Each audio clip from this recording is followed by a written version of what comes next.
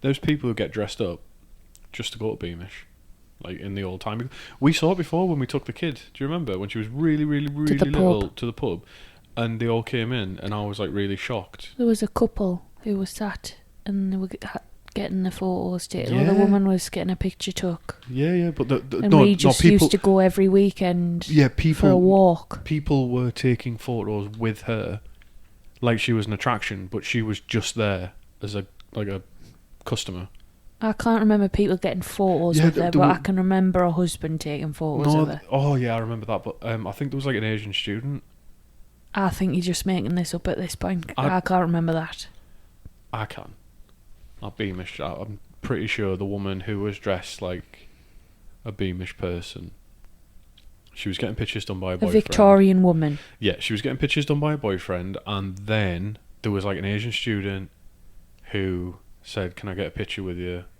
Like she was an attraction. Which, to be fair, you can't really dress up like that and then be like, "No, I just want some privacy. Leave me alone."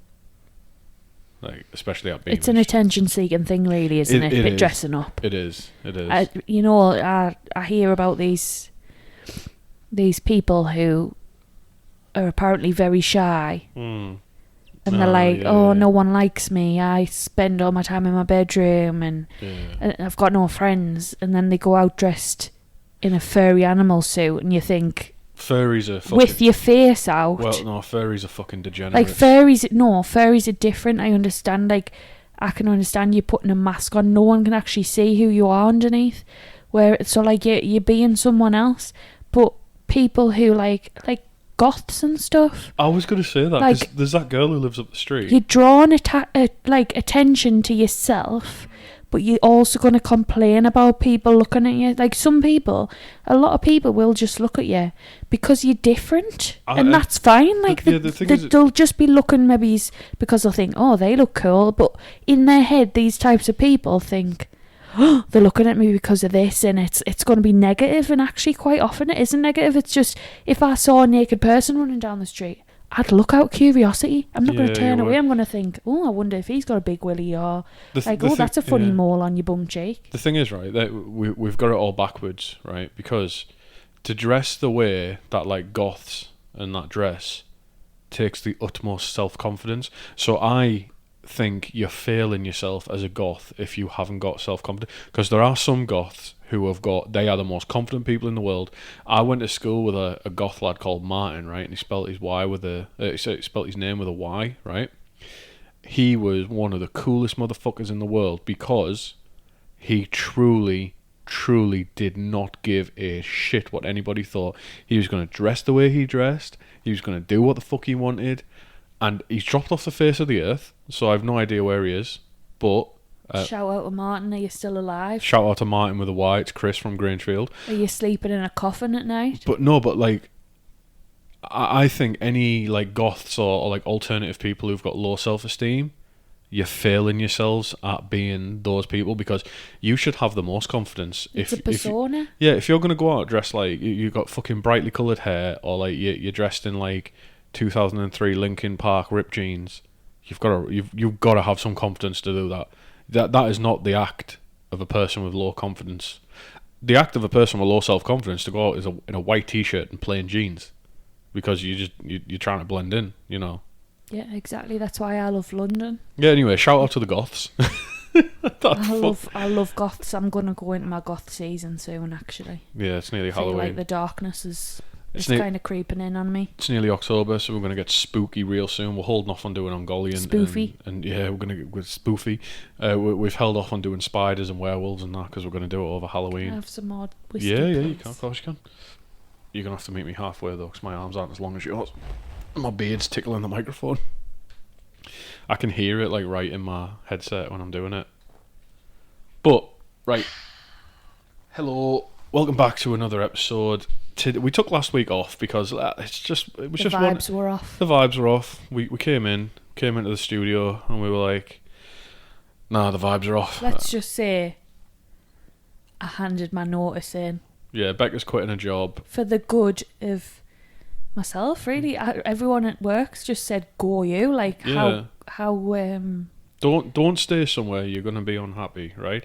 And I don't wasn't stay. unhappy. No, but Undervalued. and don't stay where you're not valued, right? And that's regardless of. So my ex, right? I've told you this before. My ex was happy with me earning 13.5 grand a year in a call center, miserable as fuck, right? And that was because she was scared of change.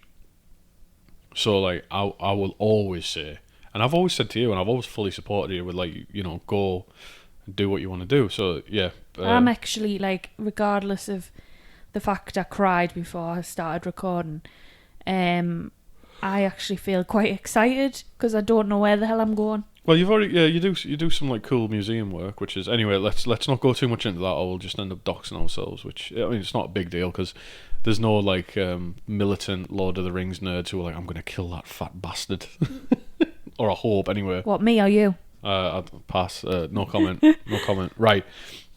Yeah. So the vibes were off last week. It was just like there was too much going on. Like I've got stuff going on with work. Becca had stuff going on with her lack of work soon. Right. Very good time to mention we're drinking whiskey tonight.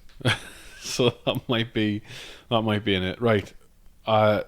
Okay. Today's episode is about hobbits. Okay. Yeah. But I'm gonna be very upfront here. We're not going to cover Bilbo and Frodo and Sam, Merry, Pippin and all them, right? They'll get mentioned, naturally, but I'm more concerned with the origins of hobbits, their history, the language, and the real-world influence. There is a bit at the end that I'm very much in particular looking forward to. But no, the reason I mentioned I've not listened to... I've not been on Instagram much is because partly I just haven't really been on that much, but also partly... I've had to turn off the notifications because I made a couple of like I'm not like bragging or anything. I made a couple of like memes that made me laugh, but they also made people laugh as well. So every time I go on, like I see like a fuckload of notifications and I can't go through them all because there's just too many. So it's like, oh, your reel is this. So yeah, I've just not been on social media much. But shout out to the Fellowship of Readers because today marks the start of our read-along of Children of Húrin. So, do you remember, I was listening to it a couple of years ago, do you know the one that was narrated by Christopher Lee? Oh, yeah, I remember. Yeah, so that's the one we're doing for the book club, and I'm reading that. As I was finishing off the script for this episode, I was having a conversation about the nature of free will again, do you know, with like, whether Turin was cursed versus whether he was just an arsehole. And I once again went down that existential rabbit hole of free will in Middle-earth, which tortures me quite a lot. Yeah. Oh, right. So, whilst I have a couple of sups of whiskey, what do you know about hobbits? What can you tell me about them as a people? They've got hairy feet. Yes. They are dwellers by the river type people. Some do, yeah. Some of them. They have branches out from the Hobbit race. And some dwell by the river. Schmeagol. Yes. For instance. They live a very simple life.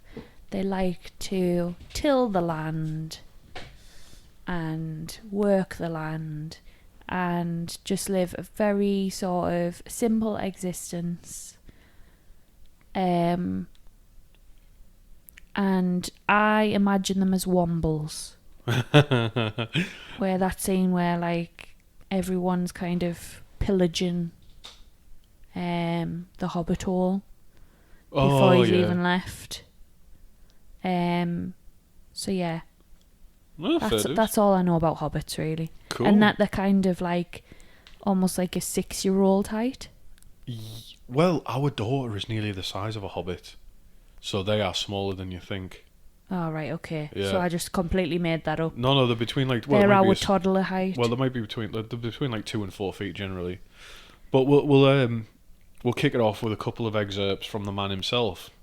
So this is... Tollers. Oh, this comes from the beginning of Lord of the Rings, the book, which you might have heard of.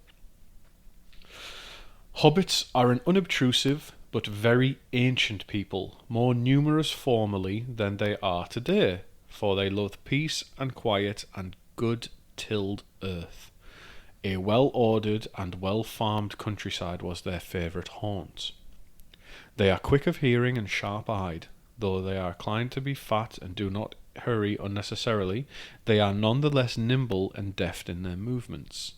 They possessed from the first the art of disappearing swiftly and silently when large folk whom they do not wish to meet come blundering by. And this art they have developed until to men it may seem magical. But hobbits have never, in fact, studied magic of any kind, and their elusiveness is due solely to a professional skill that hereditary and practice and a close friendship with the earth have rendered inimitable by bigger and clumsier races. For they are a little people, smaller than dwarves, less stout and stocky, that is, even when they are not actually much shorter.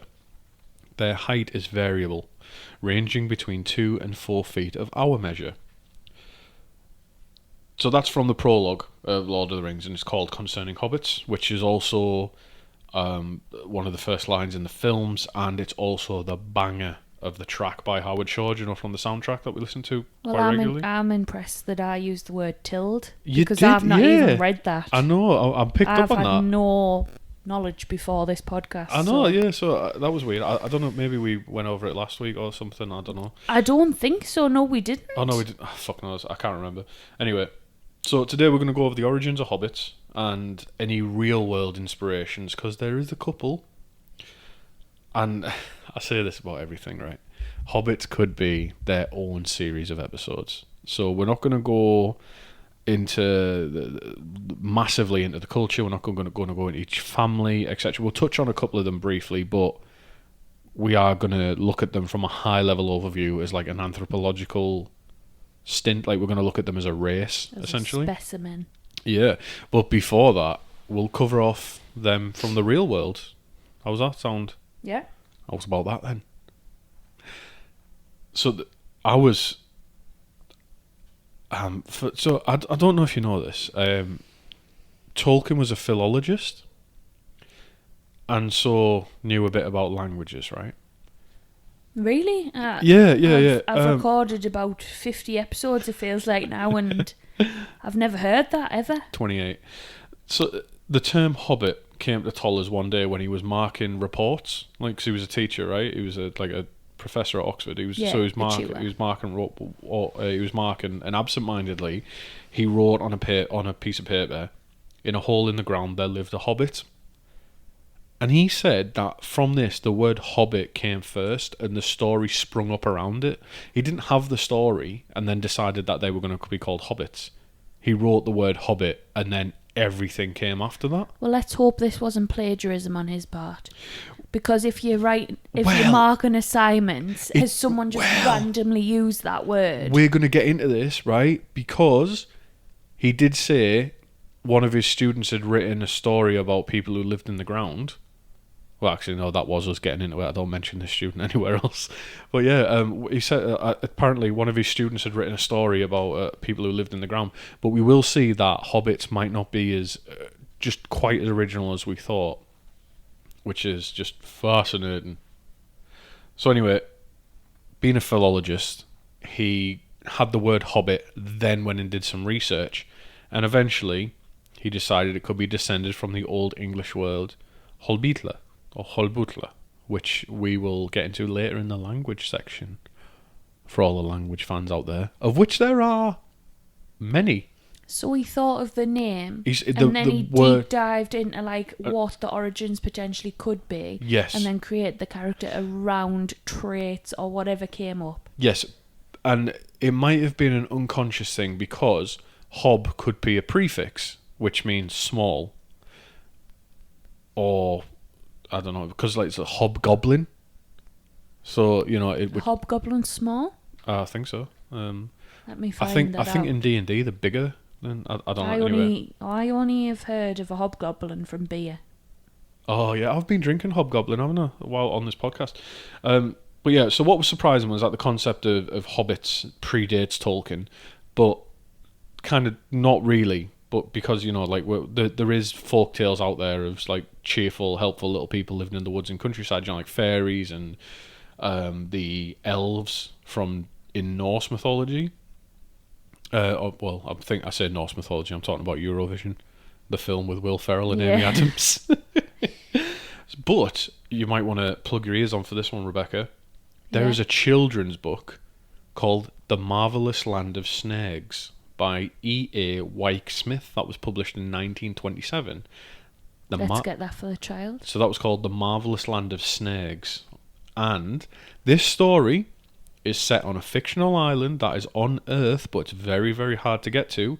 And on the island lives a race of snags who are thick as fuck. Like, thick with two C's. They're a thick-set, helpful, cheery people who love feasting. And Tolkien himself said that this was probably an unconscious inspiration because he used to read these books to his kids. Oh, that's cute. So he used to read this book to his kids, to Christopher and Michael and what have you. But yeah, like so that's like the real world possible inspiration, which is cool. There's another bit which is interesting, is that like, so in our world, right, there's loads of tales of small people who live in the wilderness. Yeah. Well, do you know what blew my fucking mind? In 2003, there was a species discovered in Indonesia called Homo floresiensis. And that, the oldest known skeleton of these species is 100,000 years old. And these were a race of people that lived, that their average height was 1 meter, fully grown. So it was an offshoot of humanity. Aww. And that was found in Indonesia. And what was weird here is that these... so this was 2003, right? Long after Tolkien was dead, and nobody had discovered it before then. But they found that they had large, flat feet. That these Homo florensis... Which is like... was like blow my mind, give some credence that like the legendarium is like an ancient history of our world. Except I then found out something which upset me greatly. Tolkien never mentioned that hobbits had big feet. I was like, what? Excuse me? But yeah, apparently never mentions it that they had big feet, just says that they do have hairy feet. Oh well, I never mentioned big feet. Yeah. I just said hairy feet. Yeah, exactly, you did. Okay, so Then I have been learning. So then I did a bit of digging, and I was like, where's that come from then? And there was two brothers called the brothers Hildebrandt who were artists, and they did several Tolkien calendars starting in 1976. And it's these calendars where it's possible our interpretation of hobbits having big feet comes from. So already I was down the rabbit hole of fascinating stuff to find out about hobbits. So just yeah. So let's go back into the legendarium for a bit, right? So where do hobbits come from? I don't know. Thanks for listening. We'll see you next week. But the end. The end. No, nobody knows for certain. They're too quiet. They're too unobtrusive. That's their whole shtick, right? Is that they don't play a part in much of anything, except the War of the Ring and the Quest for Erebor. And that's like really the first time. Like Bilbo was the first famous hobbit, and then Frodo is probably the second. Sam, Merry, Pippin after that, right? Yeah. Maybe Merry and Pippin are probably more famous or well known in Gondor and Rohan than Frodo. Maybe. But that's just because like they're about. And what's annoying is the hobbits don't know their own history. They don't have their own history. They don't know where they came from.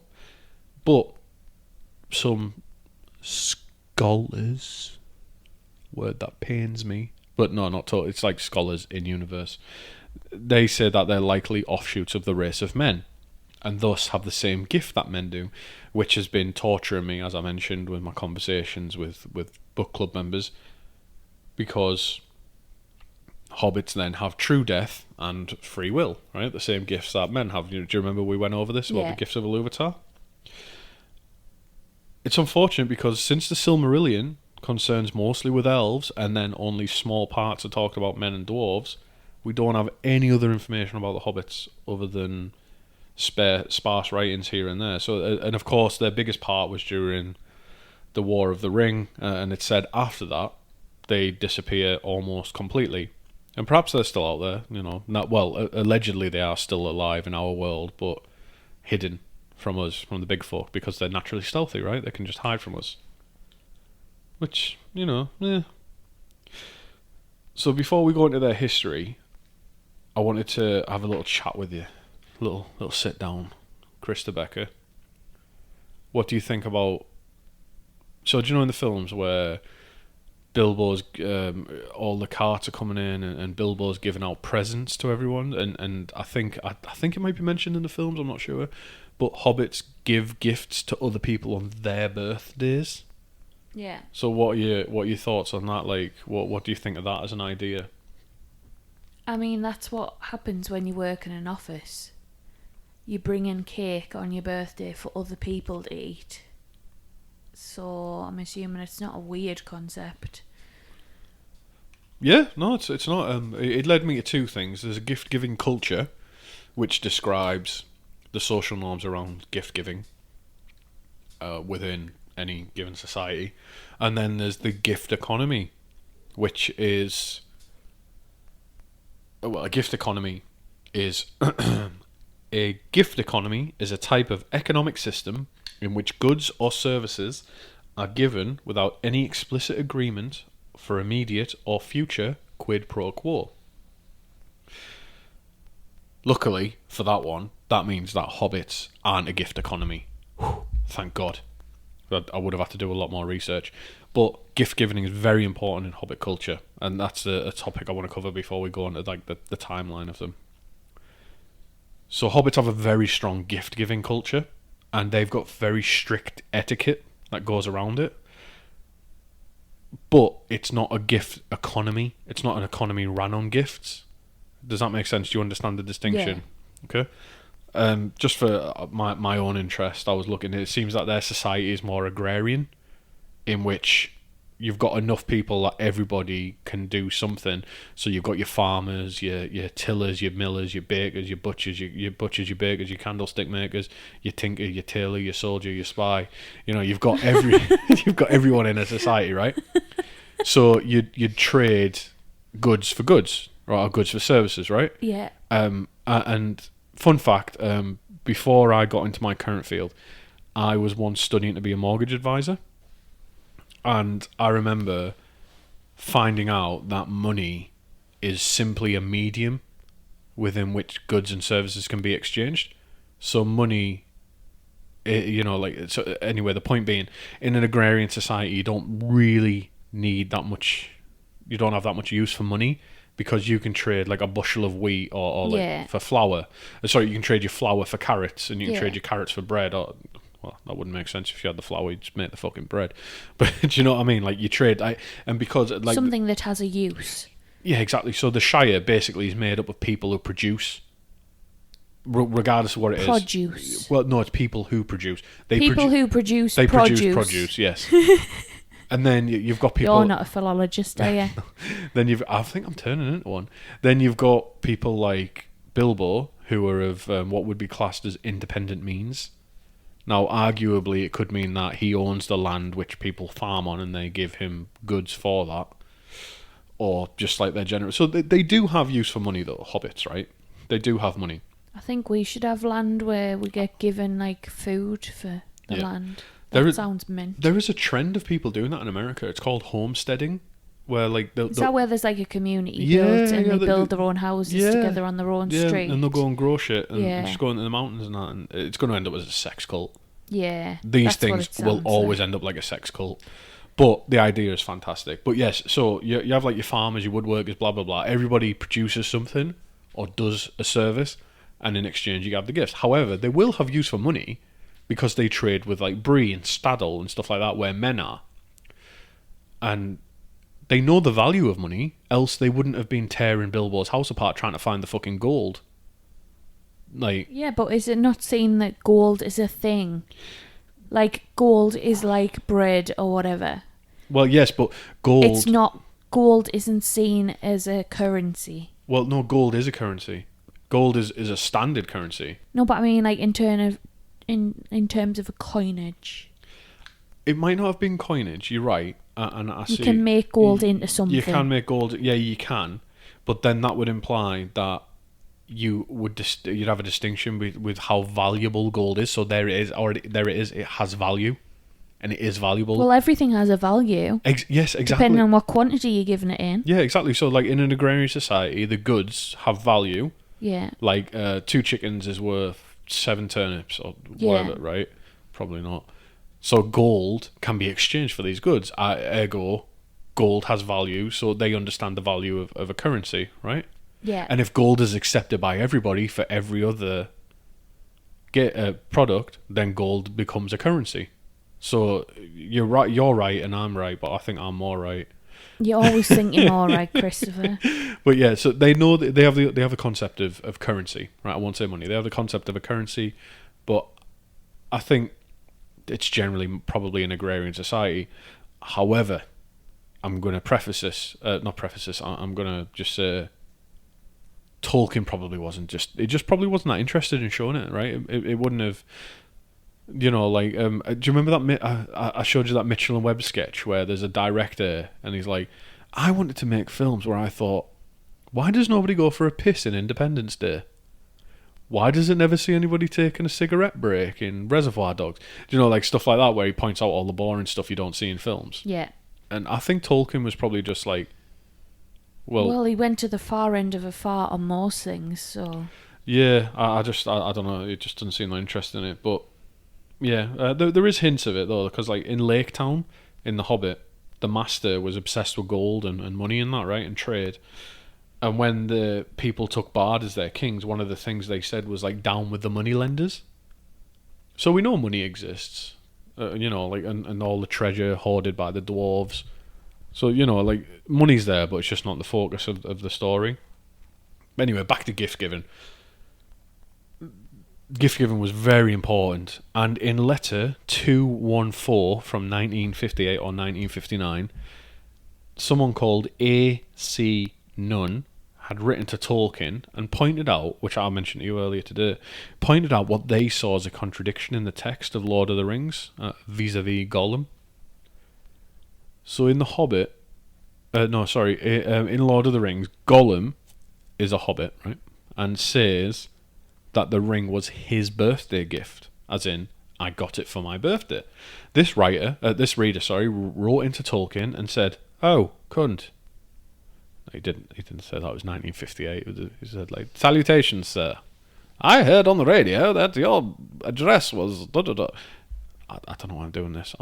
Pansy. Yeah, I'm drunk. Dandy boy. Is it still homophobic if it's old timey? No, if that was things that were said at the time. Yeah, I don't think Pansy. Yeah, Tolkien didn't have a transatlantic accent either. Anyway, apologies. We are actually pretty drunk for this episode. So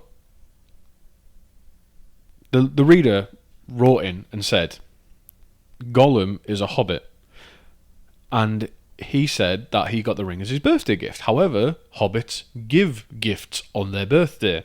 So, Mr. Tolkien, the reader then asserts that either Gollum wasn't a hobbit, hobbit gift giving is a very recent invention, i.e. within the last 500 years.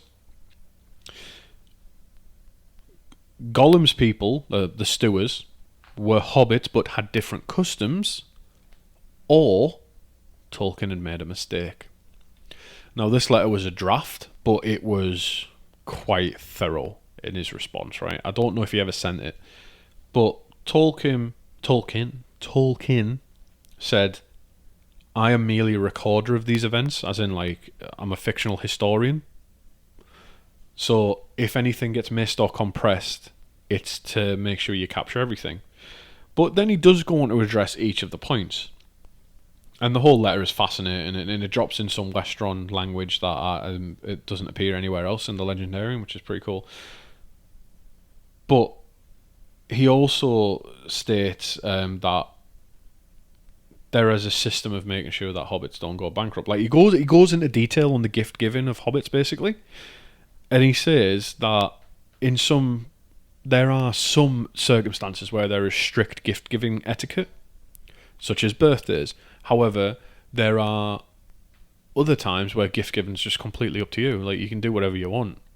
So it's very possible that on someone's birthday, they might have been given a gift by someone that they they loved, right? But he then Tolkien just out of nowhere just drops this unbelievable bit of trivia in saying that the expectation of gift giving in these social events such as birthdays was limited to second cousins or nearer, so second cousins, first cousins, immediate family, blah blah blah, and those that lived within 12 miles, right? This then gave birth to a derisive nickname for people who were tight asses, and they were what's called a 12-mile cousin, because these are people who would interpret the law or the custom on its wording alone, and would not gift or recognise the need to gift anybody if you live more than 12 miles away from them by their measurement. Yeah. Which I thought was fantastic. Like, we all know, right? If you listen to this, right, every reader knows a fucking 12-mile cousin. You just think like those tight people, ass. not just a tight ass, but a stickler for. So I'm a very big believer in obey the spirit of something, not the wording. Like spirit over wording, right? But we all know those people. You might be this person yourself listening to this, who you will obey the law or the word of the letter of something over the spirit of it, and combine that with being a bit of a tight ass, and we call you a 12-mile cousin. So I'm going to start calling people 12-mile cousins. Oh gosh. But so then we see that. So then we go back to Lord of the Rings, right?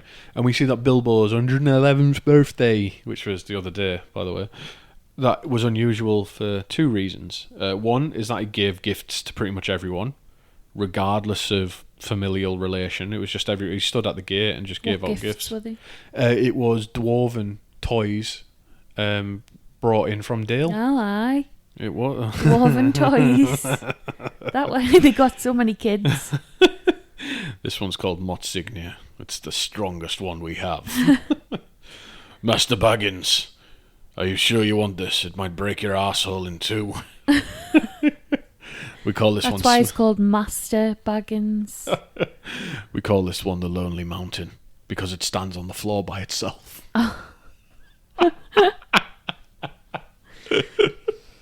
Coming to an Ann Summers near you.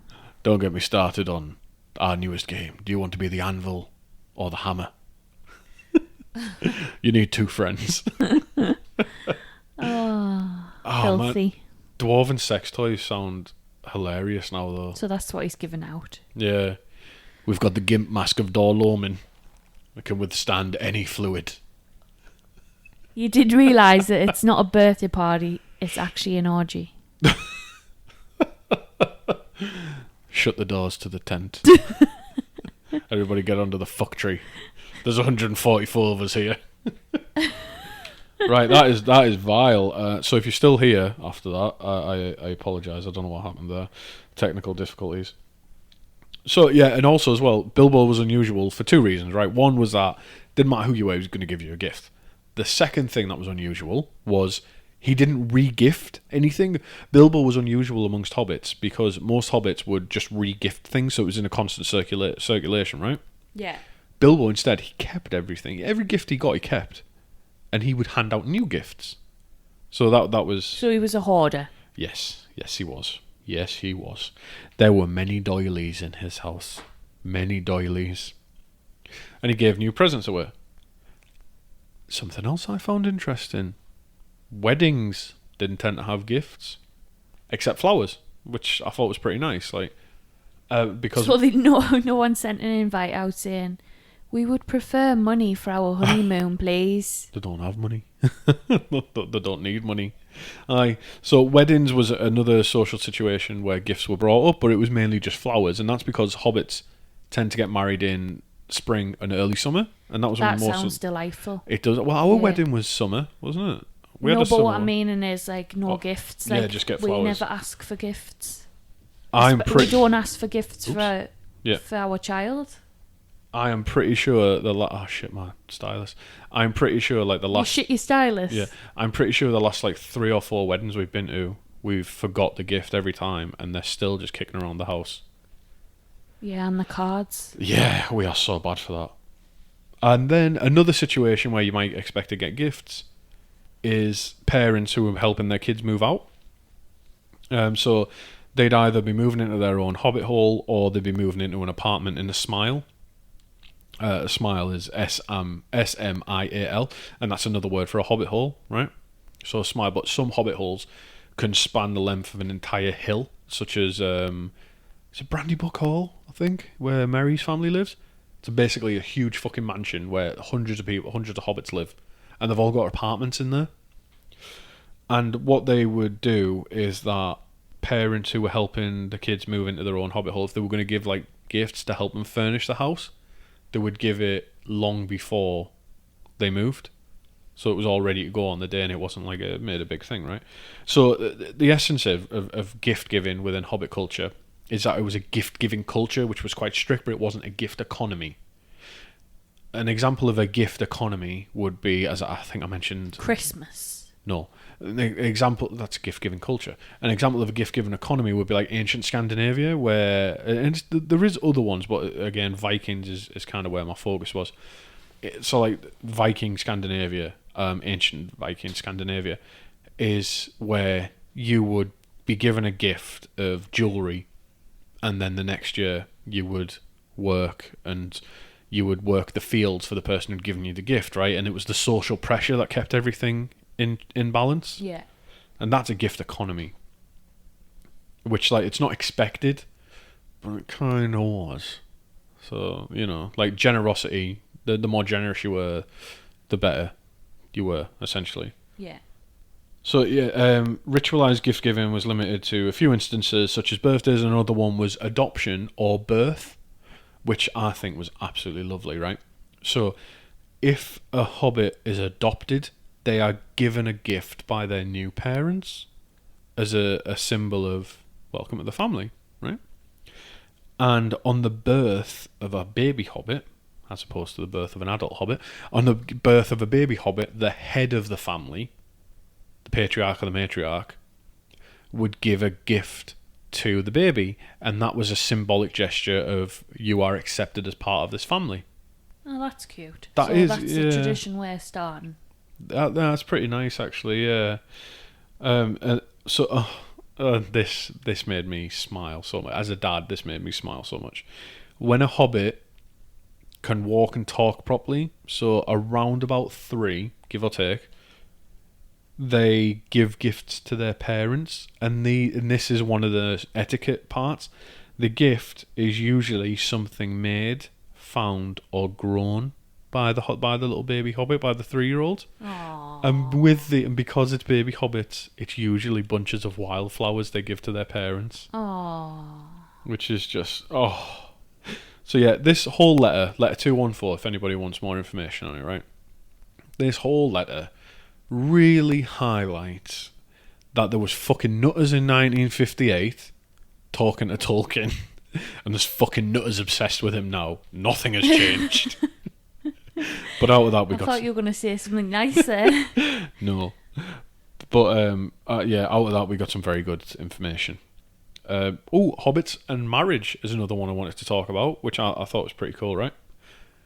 So, I think this is another example of the Catholicism creeping in, because every culture, not men actually, dwarves, elves, and hobbits now,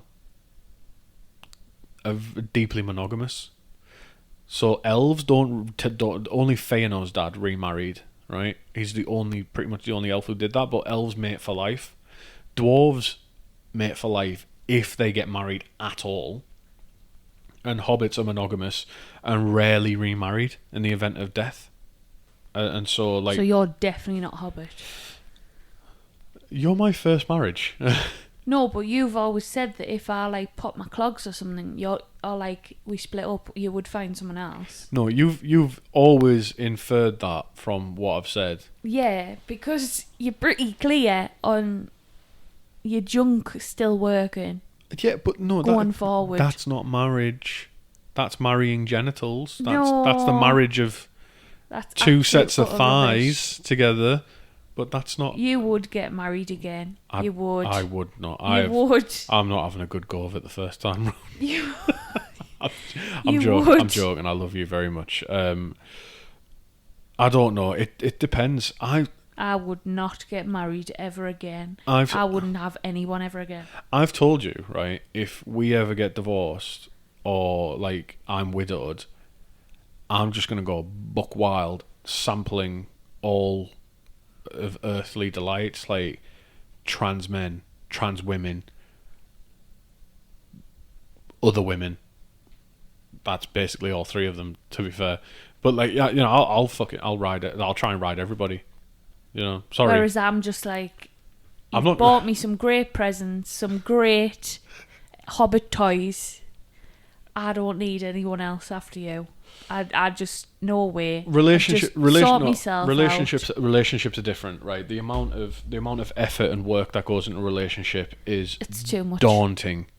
It is daunting because we work hard at our relationship, we work hard at our marriage, and you can't just expect these things to work. Yeah, and I don't want to do that again.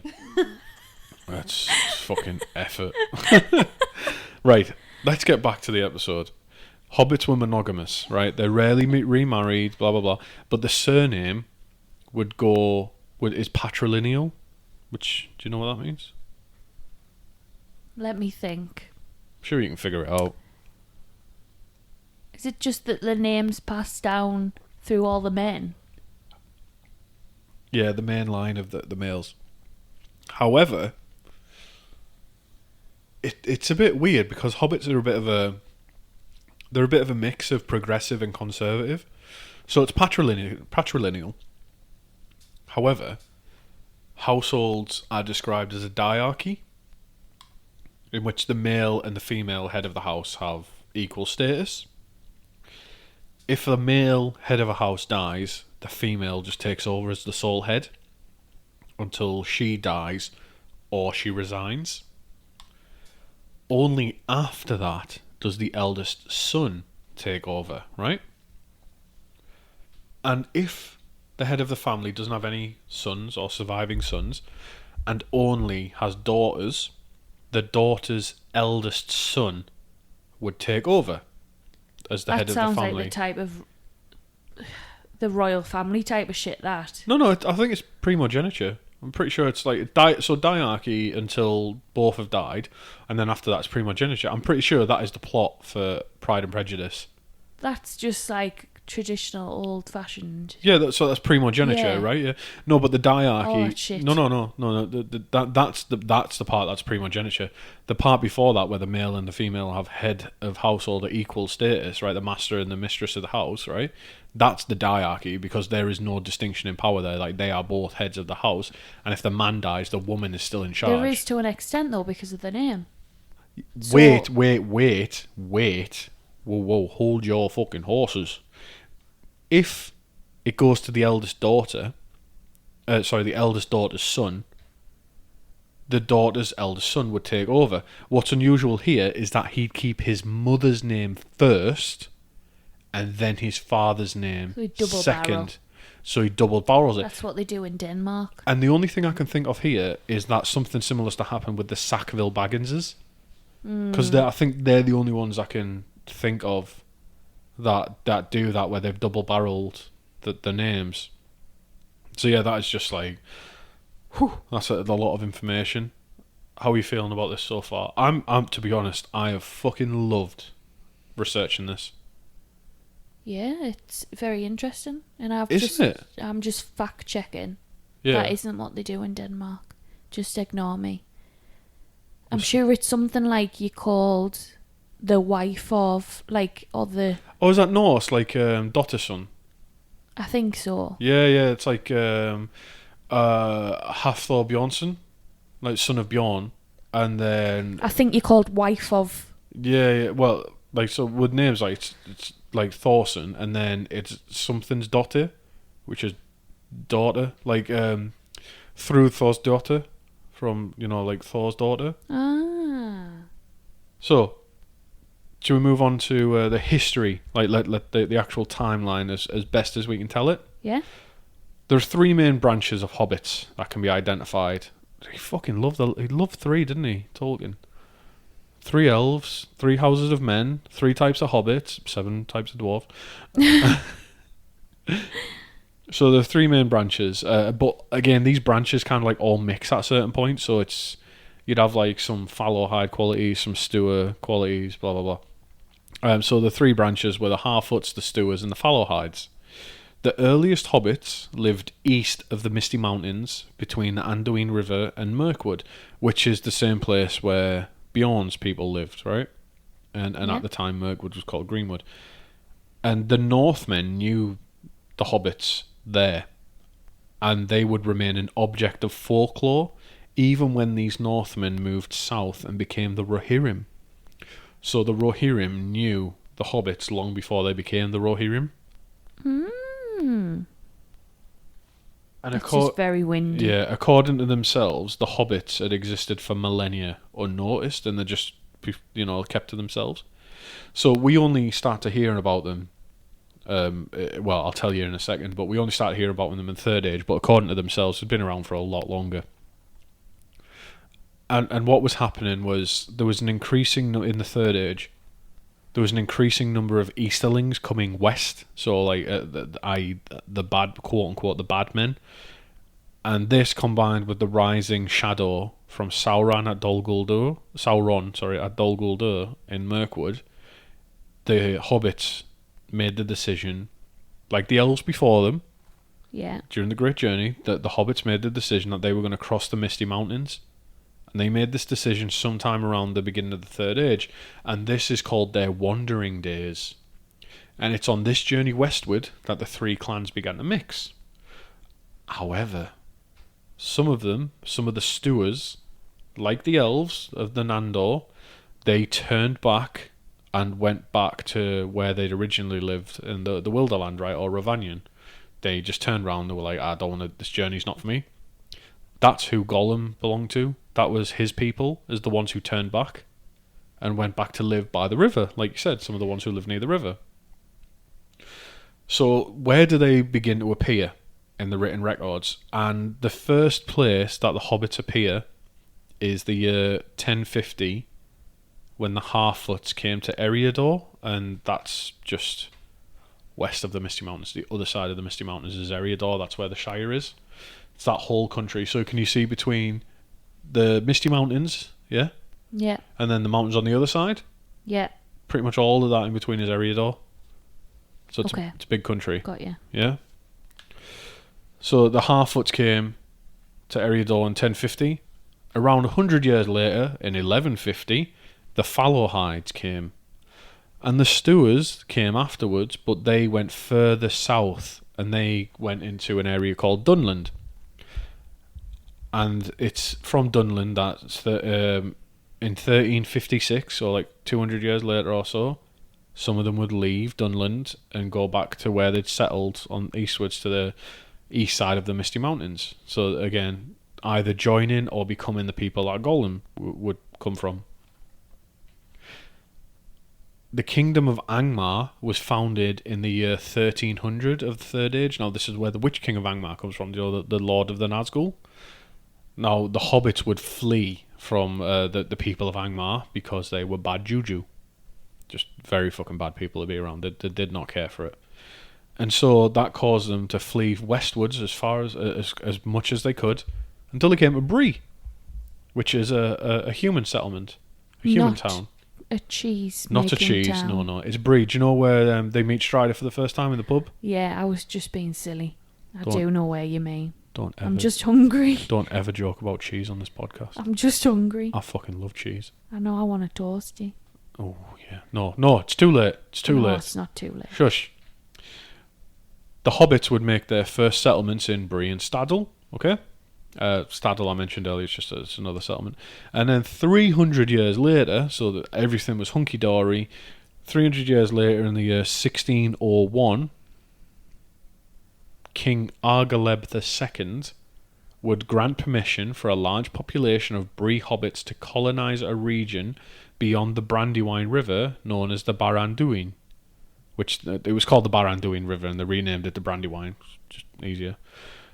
And two Fallowhide brothers called Marcho and Blanco were the first to cross the Brandywine and settle in the land we now know as Where do the hobbits live? Hobbiton. Yeah, what's it called? The Shire. The Shire. Fucking hell, Rebecca. So I'm just thinking about cheese toasties now. Just stop. So what got me here as well was again unexpected. Was something else. Was that these brothers Marco and Blanco? It was a bit of a joke that Tolkien was having as a philological joke, right? These were most likely based on the mythical Germanic brothers in our world, Hengist and Horsa, who led the Angles, Saxons, and the Utes to invade Britain in the 5th century to come and settle in Britain. So it was just like a little joke, like two brothers colonising a new land. And what's really no. What's really fucked up, right, is that Hengist and Horsa, both their names mean horse. But in Old English and Celtic, Marcho and Blanco can both translate to horse as well. So it was a philological joke because they all mean horse. Like he's just saying like these are the in-world versions of them. So it was just like, what? So yeah, it was just an outside force colonising a new land, the Shire, England, or Britain. Yeah, it's just poor. So later on, these hobbits were joined by the Stewards from Dunland. They came up from the south and came over west. And then the Shire was in full swing. And in the year 1601, when the Shire was founded, they started their own calendar, which was called Shire Reckoning. So, year 1 of the Shire Reckoning, or SR, is 1601 of the Third Age of Middle-earth. So they have two different calendars of the ways of reckoning.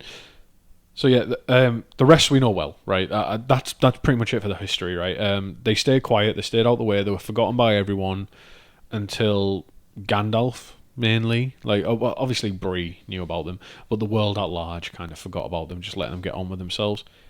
Gandalf became aware and became their friend at one point, and then, as I mentioned earlier, the first famous Hobbit was Bilbo and his quest for Erebor. And then later, during the War of the Ring, Frodo, Sam, Merry, Pippin became very well known.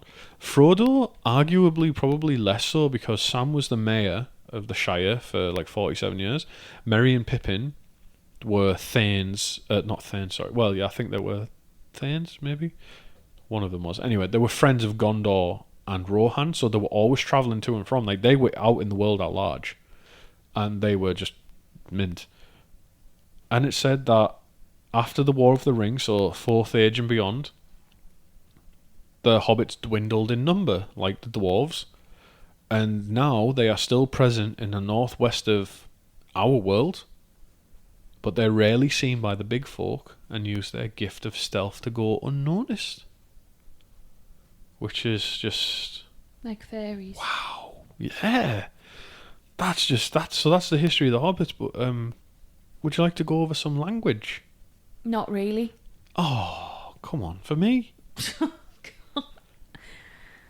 Come on. Whatever. Right. So, jeez. This one's fascinating. Thought we've already done language. No, we don't. No, it's its own section. So it's important to know. So, do you remember in the films, like Lurtz was shouting like, "Find the halfling"? Yeah. Hobbits don't refer to themselves as halflings. They don't see themselves as half of anything, and they find it quite offensive. So if you have like half caste people feel that way. Yeah, exactly. Like I think we stopped using that in Britain. Yeah, what do we use now? Is it mixed race? Mm-hmm. Is that what we use? Yeah. I remember when I was little, like it was like, oh yeah, so and so's half caste, and there's a poem by, is it Seamus Heaney or someone? There's a poem about being half caste. No, it's not Seamus Heaney. It's definitely not him. He's white. But there's a famous poem about being half caste, and it reflects on kind of feeling like you're neither fully one race or another, and that there's nowhere, like you feel like there's no belonging and blah blah blah blah. So yeah, we don't. That's a sore use of word to say half caste or halfling, like you're half a person. Oh shit! Do you know what?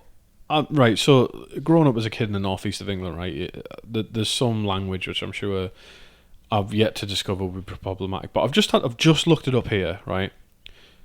So half, I always focused on the half as a kid, never as the caste, right? But I've just looked it up here. It's a term. It's an offensive term. Obviously, I assume everybody who's listening to this understands we're doing this in good faith, right? We're not just mad racists looking to sling around slurs and what have you. But it's a term used for individuals of multiracial descent. However, it's derived from the term caste, which comes from the Latin castus, meaning pure. That's so fucked up. I never thought that as a kid. Right. It just means you're half pure. Yeah. What the fuck? So the poem is by J.R.R. All right. And it is very powerful. So if you actually listen to the poet reading it himself. Oh, can you do that on YouTube? Yeah. Yeah.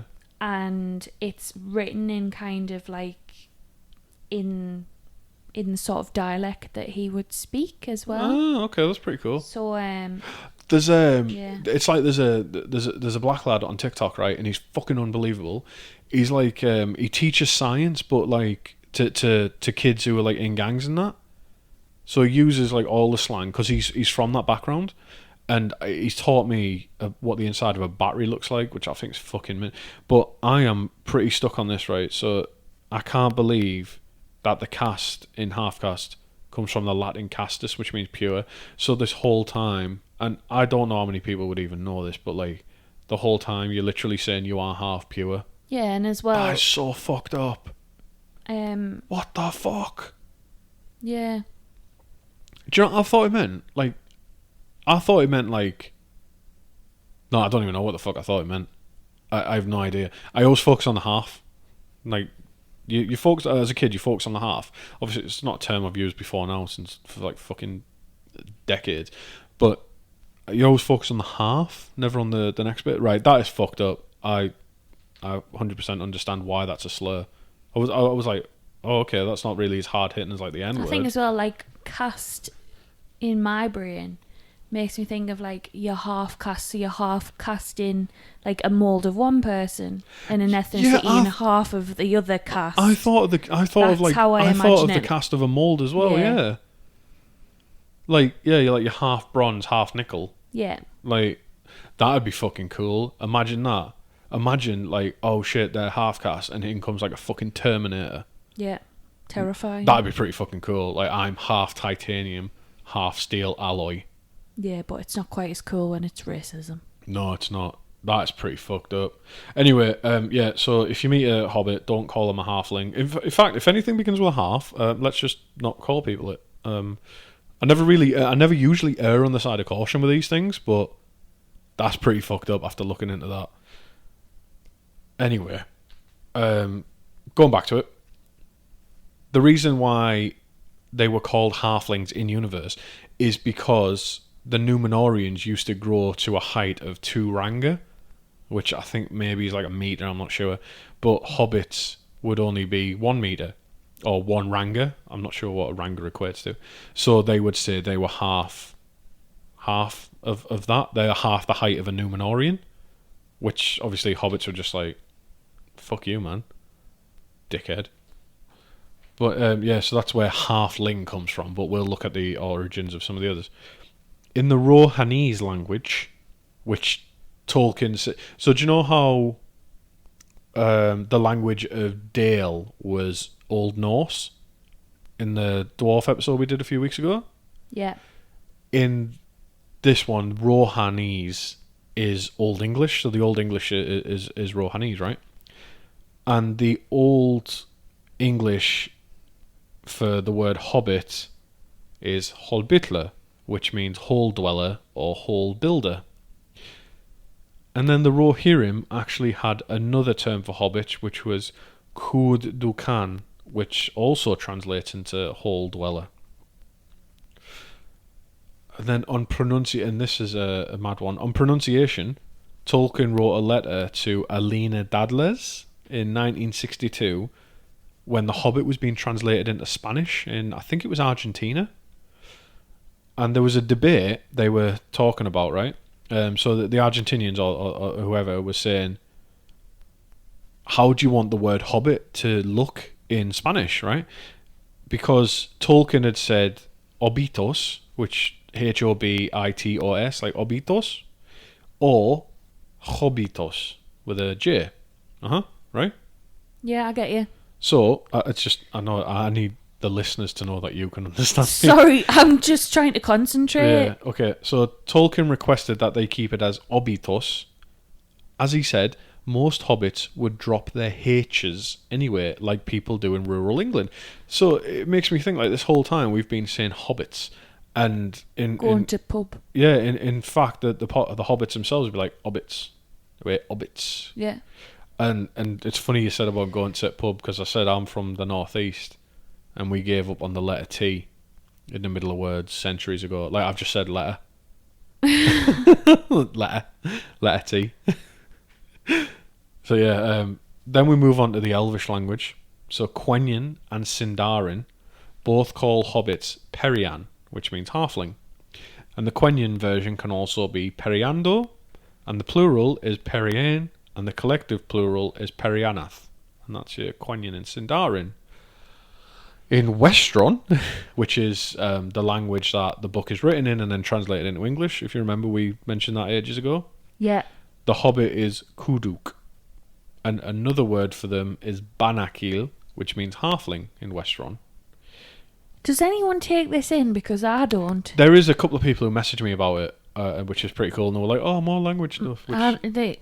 They clearly have different brains to me because my brain does not take this in. Well, there is another Westron word that I discovered today that I've never heard anywhere else in the Legendarium, called Ribadian, which describes a person celebrating their birthday.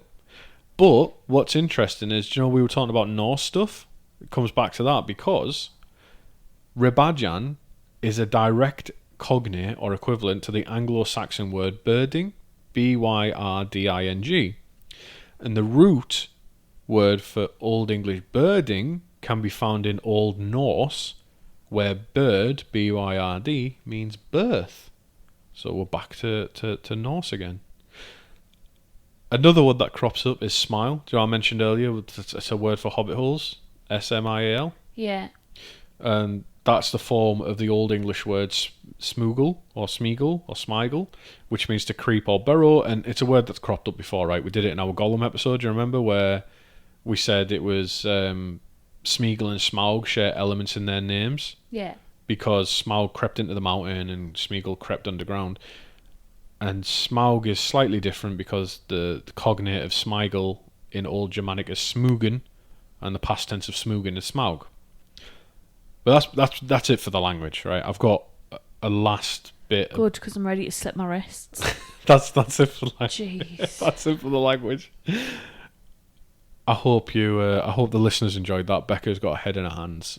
She's just not feeling the language on hobbits. But I do have a pretty depressing fact to end on for being such a cheery episode. Thank you.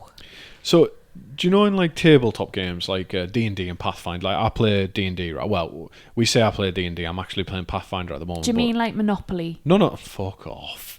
The game I play on a Monday. It's a tabletop game as Monopoly. Tabletop role-playing game, right? TTRPG. That's right, that's what you mean then. Ooh. I thought you meant Monopoly. Ooh, you pedantic bastard. So, right, you know in D&D, right, you know there's a race called halfling.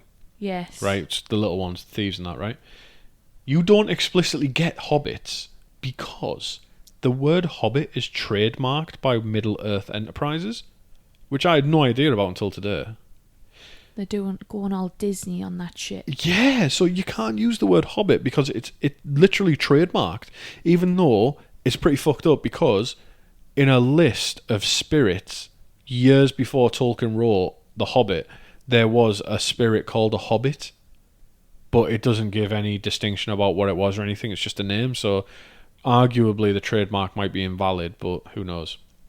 But in D&D, in its earliest iteration, it came out in the 70s, Dungeons and Dragons, right? Yeah. Its creator was called is Gary Gygax, and he founded a company called TSR, which stands for Tactical Studies Rule, and that was in 1973. And he co-founded it with a man named Don Kay. And they released the first edition of Dungeons and Dragons, right? And people were saying, "Oh, this looks like you've taken a bit of inspiration from Tolkien here, right?" And a certain company called Tolkien Enterprises, which was a production company owned by a guy called Saul Zaentz, thought so too, because they sent a cease and desist letter to TSR claiming that they were appropriating Tolkien's intellectual property. So Gary Gygax and Don K, in Dungeons and Dragons, they had to change some things to kind of appease the people. Appease the cease and desist letter, sorry. Yeah. So they changed some stuff, right? So Hobbit, the race for the Hobbit that they had, became halfling, which is still going strong in most fantasy things today. Like, I've played halflings in my tabletop games. They were Ents in the first editions of D&D, but they had to rename that to Treant. And they also had Balrogs, which was fucked up because Gary Gygax was like, oh, we didn't take that much inspiration. And then there's like pictures of like the storyboarding of the game, like the Dungeons and Dragons game. And under Balrog, they've written like, has bat-like wings, covered in flame, has a whip and a jagged sword. And it's just like, hang on a sec. So they changed the name. Or in the first edition, they changed the Balrog to, it's either a Type 5 or a Type 6 demon of Balor, which, and they were still a bit cheeky about it, because in the first edition of Advanced D&D, or AD&D for nerds who are in the know, the players can earn titles through their class progression, right? So as you get further with your class, you can have titles. And in the Ranger class, or Ranger is the key word here, when you get to level 2, you can take the title of Strider, which is a bit... Because obviously when they first meet Aragorn, he's called Strider. Yeah. And he's a ranger from the north. I remember. And this really fucked me up, because this is what tabletop games are based on, right?